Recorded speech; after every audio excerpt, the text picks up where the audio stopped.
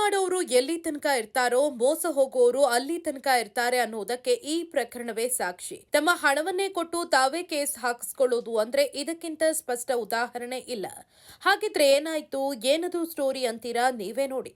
ಲಕ್ಷಾಂತರ ಹಣ ಕಳ್ಕೊಂಡು ಅಹೋರಾತ್ರಿ ಧರಣಿ ಕುಳಿತಿರುವ ಗ್ರಾಹಕರು ಚೀಟಿಯ ಹೆಸರಲ್ಲಿ ಪಂಕನಾಮ ಹಾಕಿದ್ರು ಪೊಲೀಸರ ನೆರವಿನೊಂದಿಗೆ ಆರಾಮವಾಗಿ ಕುಳಿತಿರುವ ಚಿಟ್ ಫಂಡ್ ಮಾಲೀಕರು.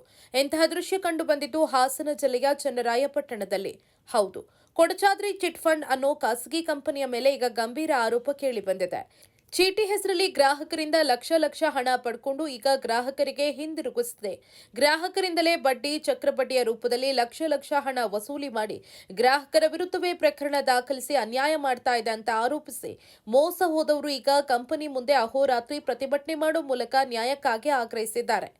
ನಮ್ಮಲ್ಲಿ ಹಣ ಹೂಡಿ ಲಕ್ಷಾಂತರ ರೂಪಾಯಿಗಳನ್ನ ಭವಿಷ್ಯಕ್ಕಾಗಿ ಉಳಿಸಿ ಅನ್ನೋ ಧ್ಯೇಯವಾಕ್ಯದೊಂದಿಗೆ ಗ್ರಾಹಕರನ್ನ ತನ್ನತ್ತ ಸೆಳೆದಿದ್ದ ಈ ಕೊಡಚಾದ್ರಿ ಚಿಟ್ಸ್ ಈಗ ಅವರು ಕೂಡಿಟ್ಟ ಹಣಕ್ಕೆ ಪಂಕನಾಮ ಹಾಕಿದೆಯಂತೆ. ಚೀಟಿ ಹೆಸರಲ್ಲಿ ಲಕ್ಷ ಹಣ ಹೂಡಿಕೆ ಮಾಡಿಸಿಕೊಂಡು ಆನ್ಲೈನ್ ಹೆಸರಿನ ಮೂಲಕ ಕೋಟಿ ಹಣವನ್ನ ಸಂಗ್ರಹಿಸಿ ನಮಗೆ ಮೋಸ ಮಾಡಿದೆ ಅಂತ ಪ್ರತಿಭಟನಾಕಾರರ ಗಂಭೀರ ಆರೋಪ. ಕಳೆದ 2 ದಿನಗಳಿಂದ ಮೋಸ ಹೋದ ಗ್ರಾಹಕರು ಮತ್ತು ಕೆಲ ರೈತ ಸಂಘಟನೆಗಳ ಮುಖಂಡರ ಸಹಭಾಗಿತ್ವದಲ್ಲಿ ಪ್ರತಿಭಟನೆ ನಡೆಸುತ್ತಿದ್ದಾರೆ.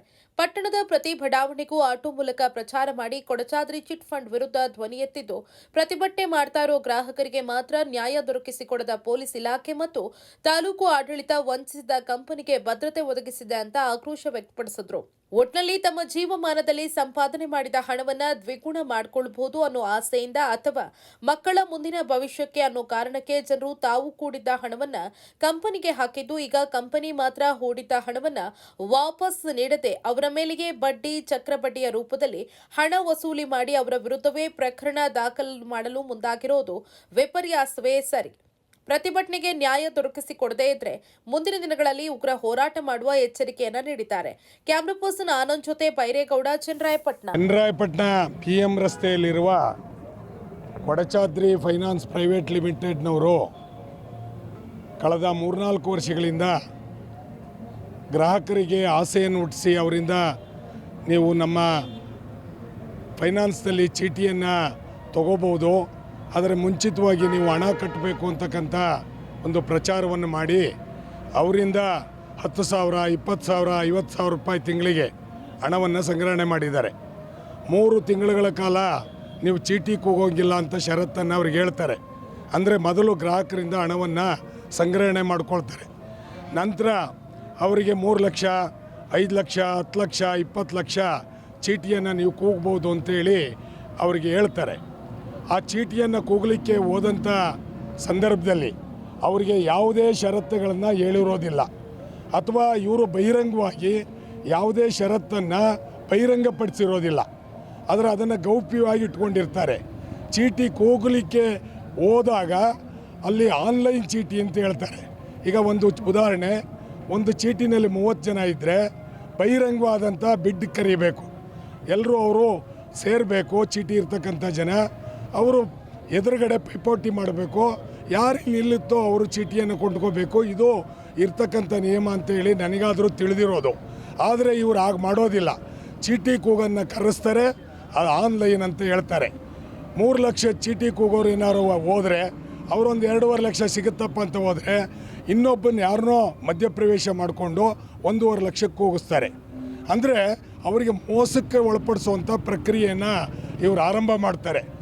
4, 5, 6 ತಿಂಗಳಾದರೂ ಅವ್ರಿಗೆ ಅವಕಾಶ ನೀಡೋದಿಲ್ಲ. ಅಂದ್ರೆ ಅವರು ಇವರಿಗೆ ಹೆಚ್ಚು ಕಡಿಮೆ 3/4 ಭಾಗ ಹಣವನ್ನು ಕಟ್ಟಿರಬೇಕು ಇವ್ರು ಚೀಟಿ ಕೊಡೋದ್ರೊಳಗೆ. ಅದರ ನಂತರ ಒಂದು ವೇಳೆ ಬಿಡ್ ಮಾಡಿ ಚೀಟಿ ಕೂಗಿದರೆ ಆಗ ಇವರ ಅಸಲಿ ಆಟವನ್ನು ಆರಂಭಿಸ್ತಾರೆ. ಏನು ಅಂತ ಹೇಳಿದರೆ, ನೀವು ನಮಗೆ ಸರ್ಕಾರಿ ನೌಕರರ ಒಂದು ಶ್ಯೂರಿಟಿಯನ್ನು ಕೊಡಬೇಕು. ಯಾರು ಚೀಟಿ ಕೂಗ್ತೀರೋ ನೀವು ಚೆಕ್ಗಳನ್ನು ಕೊಡಬೇಕು.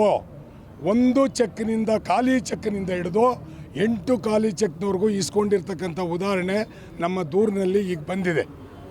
ಖಾಲಿ ಚೆಕ್ಗಳು ಕೊಡಬೇಕು. ಇದ್ರ ಜೊತೆಗೆ ಯಾರು ಜಾಮೀನು ಕೊಡ್ತಾರೋ ಸರ್ಕಾರಿ ನೌಕರರು ಅವರು ಕೂಡ ಖಾಲಿ ಚೆಕ್ಕನ್ನು ಕೊಡಬೇಕು. ಕೊಟ್ಟಾದ ನಂತರ ಅದು ಅವರ ಇನ್ನೊಂದು ಅಸಲಿ ಆಟ ಶುರುವಾಗುತ್ತೆ. ನಿಮಗೆ ಬಡ್ಡಿ ಎಷ್ಟು ಅಂತ ಹೇಳಿರೋದಿಲ್ಲ, ಅವ್ರು ಎಷ್ಟು ಬಡ್ಡಿಯನ್ನು ಹಾಕ್ತಾರೋ ಆ ಬಡ್ಡಿಯ ರೂಪದಲ್ಲಿ ಅವ್ರ ಹಣವನ್ನು ಕಟ್ಕೊಂಡು ಹೋಗಬೇಕು ಅಂತಕ್ಕಂಥದ್ದು ಇವತ್ತಿರ್ತಕ್ಕಂಥ ಪರಿಸ್ಥಿತಿ. ಇದ್ರ ಜೊತೆಗೆ ಅವರು ಇನ್ನೊಂದು ಅಂಶವನ್ನು ಭಾಳ ಸ್ಪಷ್ಟವಾಗಿ ಹೇಳ್ತಾರೆ. ಏನಂತ ಹೇಳಿದರೆ, ನೀವು ಆಸ್ತಿಯನ್ನು ಶ್ಯೂರಿಟಿ ಕೊಡಿ ಅಂತಾರೆ. ಆಸ್ತಿ ಮತ್ತು ಸರ್ಕಾರಿ ನೌಕರರು ಎಷ್ಟು ಜನರ ಬಳಿ ಇದೆ ಅಂತ ಗೊತ್ತಿಲ್ಲ. ಈ ಕೇವಲ 2%, 1.5% ಸರ್ಕಾರಿ ನೌಕರರಿದ್ದು ಇವ್ರ ಚೀಟಿ ಹಾಕೋರೆಲ್ಲ ಎಲ್ಲಿ ಸರ್ಕಾರಿ ನೌಕರನ್ನ ತರೋದು? ಹಿಂಗೆ ಅಂದಾಜು 5 ರಿಂದ 10 ಕೋಟಿ ರೂಪಾಯಿ ಗ್ರಾಹಕರಿಗೆ ವಂಚನೆ ಮಾಡಿದ್ದಾರೆ. ಹೇಗೆ ವಂಚನೆ ಅಂದರೆ, ಈಗ ನನಗೆ ಜಾಮೀನು ಒದಗಿಸ್ಲಿಕ್ಕೆ ಆಗಲಿಲ್ಲ, ನಾನು ಗ್ರಾಹಕ ಚೀಟಿ ಕೂಗಿದ್ದೀನಿ, ಜಾಮೀನು ಕೊಡಲಿಕ್ಕೆ ಆಗಲಿಲ್ಲ, ನೀವು ಚೀಟಿ ಹಣ ಕೊಡೋದಿಲ್ಲ.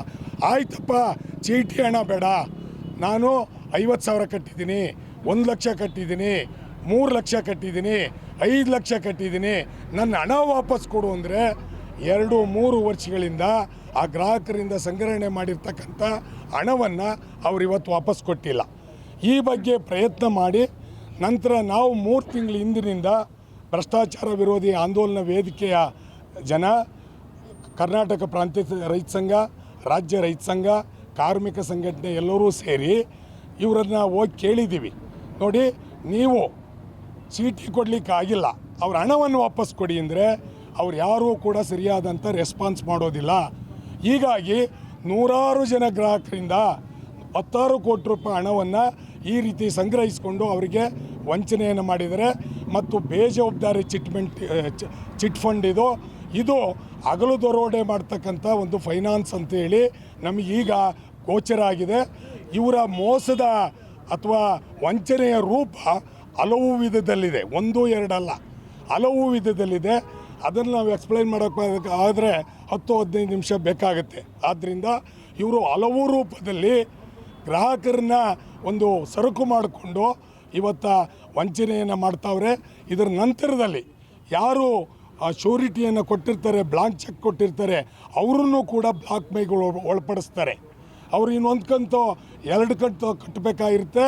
ಅವ್ರು ಕಟ್ಟಲಿಕ್ಕೆ ಏನಾದ್ರು ತಡ ಆದರೆ ಆಗ ಇವರು ಈ ಬ್ಲಾಂಕ್ ಚೆಕ್ನಲ್ಲಿ ಅವ್ರು 1 ಲಕ್ಷ ಕಟ್ಟಬೇಕಾಗಿದ್ದರೆ 5 ಲಕ್ಷ ಬರ್ಕೊಂಡು ಇವರು ನ್ಯಾಯಾಲಯಕ್ಕೆ ಹೋಗಿ ಪೊಲೀಸ್ ಕಂಪ್ಲೇಂಟ್ ಕೊಟ್ಟು ಚಿತ್ರಹಿಂಸೆಯನ್ನು ಕೊಡ್ತಾರೆ. ಯಾರು ಶ್ಯೂರಿಟಿ ಕೊಟ್ಟಿದ್ದಾರೋ ಅವರ ಕುಟುಂಬಕ್ಕೆ ಹೋಗಿ ಇವರು ತೊಂದರೆ ಕೊಡ್ತಾರೆ, ಗ್ರಾಹಕರಿಗೆ ಅವ್ರ ಕುಟುಂಬಕ್ಕೆ ಇವರು ತೊಂದರೆ ಕೊಡ್ತಾರೆ. ಈ ರೀತಿ ವಂಚನೆ ಅತ್ಯಂತ ತೀವ್ರವಾಗಿದೆ. ಈ ಬಗ್ಗೆ ನಾವು ಈಗಾಗಲೇ ಅವರಿಗೆ 15 ದಿವಸದ ಹಿಂದೆ ಒಂದು ನೋಟಿಸ್ ಕೊಟ್ವಿ. ಆ ನೋಟಿಸಿಗೆ ಬೆಲೆ ಇಲ್ಲ. ಅನಂತರದಲ್ಲಿ ಧರಣಿ ಮಾಡಿದ್ವಿ. ಆರಕ್ಷಕರು ನಮ್ಮನ್ನು ನಿರೀಕ್ಷಕರು ಕರೆಸಿದ್ರು. ಅವರು ಅವರಿಗೆ ಗಡುವು ಕೊಟ್ಟರು. ನೋಡ್ರಿ, ಅವ್ರು ಏನಿದೆ ನೀವು 1 ವಾರದಲ್ಲಿ ತೀರ್ಮಾನ ಮಾಡಿ, ಇಲ್ಲದೇ ಇದ್ರೆ ಅವ್ರು ಹೋರಾಟಕ್ಕೆ ಹೋಗ್ತಾರೆ, ನಾನು ನಿನ್ನ ಕಚೇರಿಯನ್ನು ಸೀಸ್ ಮಾಡಬೇಕಾಗುತ್ತೆ ಅಂತ ಎಚ್ಚರಿಕೆಯನ್ನು ಸಹ ಕೊಟ್ಟಿದ್ದಾರೆ.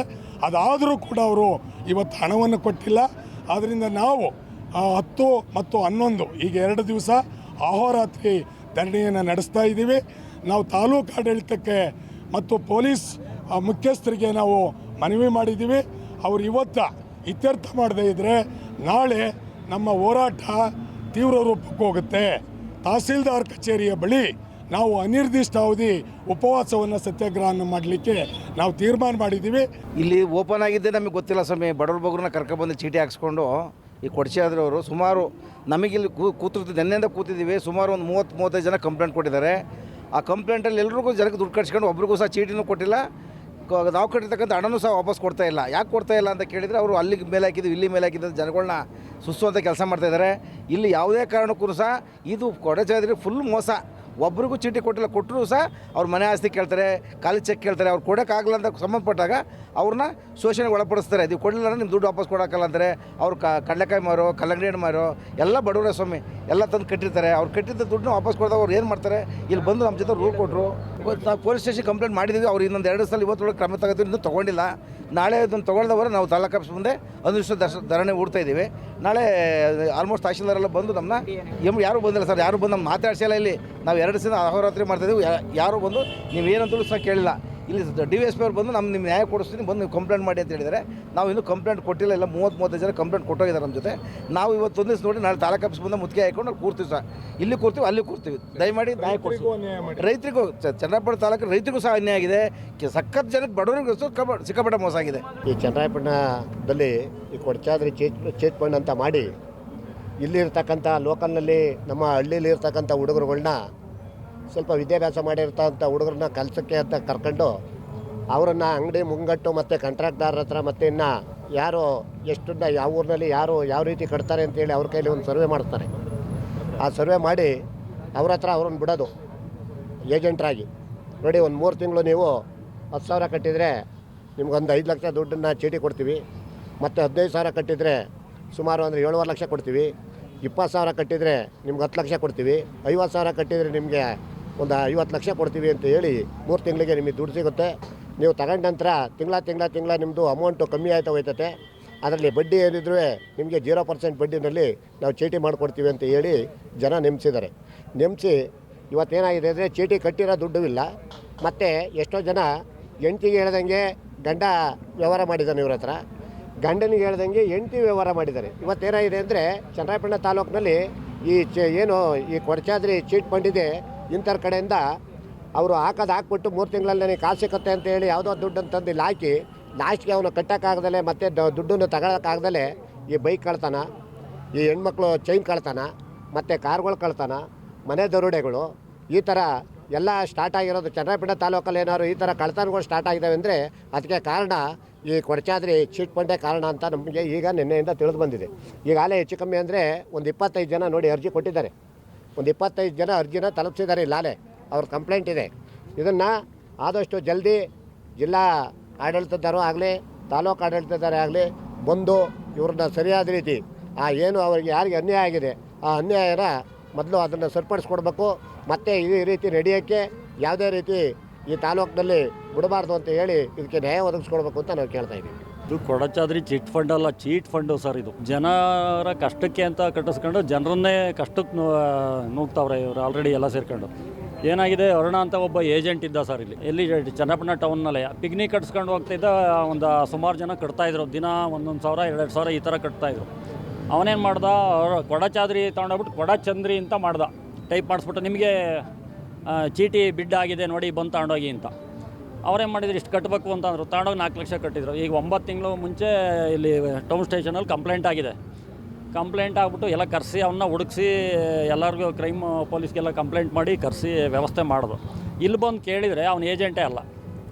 ಯಾಕ್ರಿ ಇದ್ರ ಬಗ್ಗೆ ನೀವು ಒಂದು ಅಡ್ವರ್ಟೈಸ್ಮೆಂಟ್ ಕೊಡಬಾರ್ದೇನ್ರಿ? ಅವನು ಮೊದಲು ಡ್ಯೂಟಿಲಿದ್ದಾಗ ಪಿಕ್ನಿಕ್ ಕಟ್ತಾ ಇದ್ದದ್ದು ನಿಜ. ಈಗ ಕೆಲಸ ಬಿಟ್ಟು ಹೋದ್ಮೇಲೆ ನೀವು ಒಂದು ಯಾಕೆ ನೀವು ಅಡ್ವರ್ಟೈಸ್ ಮಾಡಬಾರ್ದು ಅಥವಾ ಪೋಸ್ಟರ್ ಹಾಕಬಾರ್ದು, ಇವನ್ನ ಹತ್ರ ಯಾವುದು ವ್ಯವಹಾರ ಇಟ್ಕೋಬಾರ್ದು ಅಂತಂದರೆ ಅದಕ್ಕೂ ನಮಗೂ ಸಂಬಂಧ ಇಲ್ಲ ಅಂತ. ಸಂಬಂಧ ಇಲ್ಲದ ಹೋದ್ಮೇಲೆ ಅದು ಹೆಂಗೆ ಕಟ್ಟಿಸ್ಕೊಂಡ್ರಿ ನೀವು?